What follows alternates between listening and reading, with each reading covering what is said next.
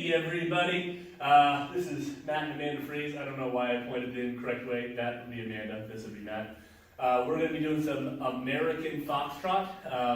So if you are looking for slow foxtrot, you're in the wrong spot. This is going to be all box type stuff. Jeffrey Munson wanted a shout out today. I was going to invite him in as one of our guests. Unfortunately, the room wasn't big enough for his ego, and my phone wasn't big enough to capture his head. So there you go, Jeffrey. I hope you watch this. Okay. So basically, the foxtrot that we're going to be doing is, we were trying to think of what people could still do inside their homes. So it's all going to be box timing. And so it's going to be kind of kept to a smaller space than we would usually dance, just so that way you guys can practice and learn at home still. So we're going to start off with our box.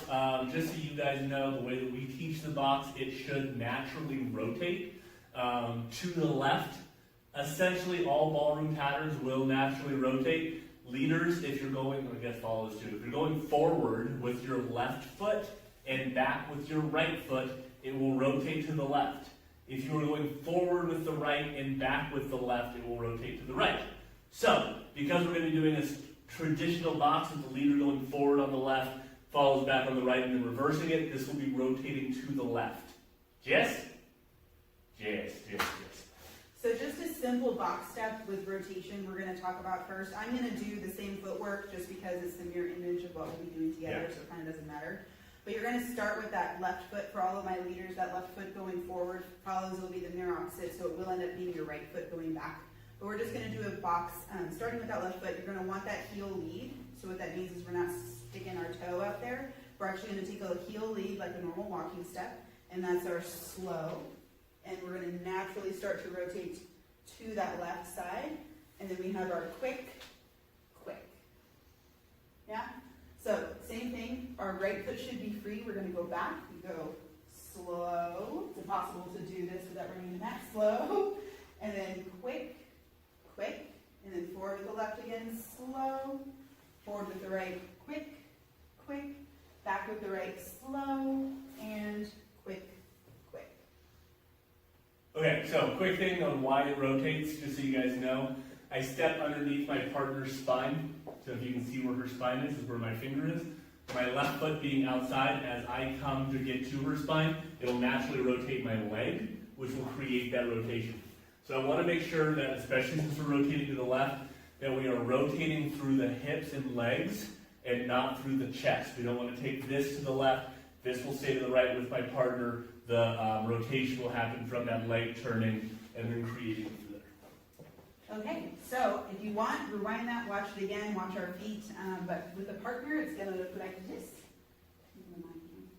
So we're going to get a slow, quick, quick, slow, quick, quick, slow, quick, quick, slow, and quick, quick. And that is our nice little rotating box. It's a very nice basic to dance at home and to practice at home. And we like the rotation because it actually teaches you more about how this dance actually works than keeping the box like in the same direction each time. So we're going to do an underarm turn real quick. It's a twofer today. You get two patterns. Guys, I just do the rotating box. What's going to happen as I start back with my right for the first time is I'm going to lift my left arm. Now when I lift the arm, two things. One, it goes straight up. It doesn't go towards her or away from her. And the other big thing is you might be able to tell that there's a height difference between us. Yeah, I did have to lift it a little. Yeah. So if I lift this to like where I think I would need to turn, it is uncomfortable. So I just lift this just a little bit. From there, as I lift that hand for slow, you'll see that this hand has not crossed my body. It just stays with her for quick, quick. I will continue my rotation, slow, and then I will pick her back up. It is super easy, guys, if we just lift the hand. I do want to get you away, though, if you are used to this, of going slow and dropping that arm. I dislike this because it's not a real lead, but it is still better than going slow, quick, and letting this right hand start catching up to the left hand. It will throw her off. And by throw her off, I mean squish her. So for the follower's footwork, it does change a little bit when he lifts that hand, and it'll be easier to show it kind of in partnership. But essentially what your footwork is going to change to is slow, quick, quick, just taking 3 walks forward. So if I'm going to demo this the same direction that we did, where I'm going to be going back with my right foot first, I'm going to go slow, quick, quick. He's going to lift his arm here, and I'm going to take 3 forward walks. And again, the same rules apply to your footwork. So it's heel, I'm going to take small steps so I stay in frame here, toe, toe. And you'll notice all of those are forward. So on the last 2, you walk like a ballerina a little bit with your feet turned out and on the balls of your foot. So you're going to go slow, quick, quick. He's going to lift his hand. You're going to go heel and then toe, toe without rotating. And then we're going to rotate to the right with this right foot. You're going to go slow and then side together or forward and together. And you'll be back into formation. And again, it's a little easier to do this with a partner as far as visualizing it.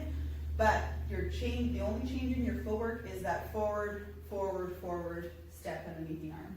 So we're going to do this, but we're going to flip it backwards so that Amanda is walking this way for the underarm turn. That will allow you to see her, otherwise I will block the frame, and you won't see it as we do this together. So we're going to start off backwards. So now y'all get to see my butt. We get slow, quick, quick, slow. Forward, forward, forward. And then slow, quick, quick, slow, quick, quick. And we're back to where we started. So hopefully you can kind of see through there that I didn't do anything. I get out of the way, I go and re-meet with her. Yeah. So we're going to do this with some music, and we'll be right back.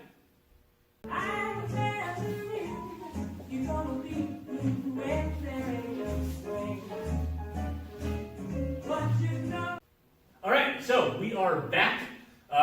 Hopefully you enjoyed that. If you didn't, I don't know what to tell you. It's easier than it looks when you do it. It kind of looks like, oh, we're doing all this different stuff, but we promise it's still that box step. If you practice that box step, it'll make a lot more sense. And of course, if you have any questions, leave it in the comments. Yeah, so we're trying to make Foxtrot small. It's typically a traveling dance. If you watch this dance this normally, we would take up a much larger space. But hopefully this will allow you to do it kind of in the comfort of your own homes.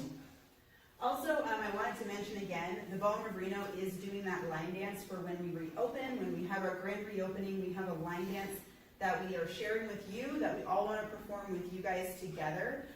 So again, it's Justin Timberlake's Can't Stop the Feeling. We couldn't have it in the line dance video because of copyright, but basically when Justin Timberlake starts singing is when you start the line dance. And the video is on the Ballroom's YouTube page if you want to learn the line dance. Copyright, more like copy wrong. You know? Okay, so with that, be good to each other, have fun, and as always, it's freeze, not fries. Yes. Ready, break.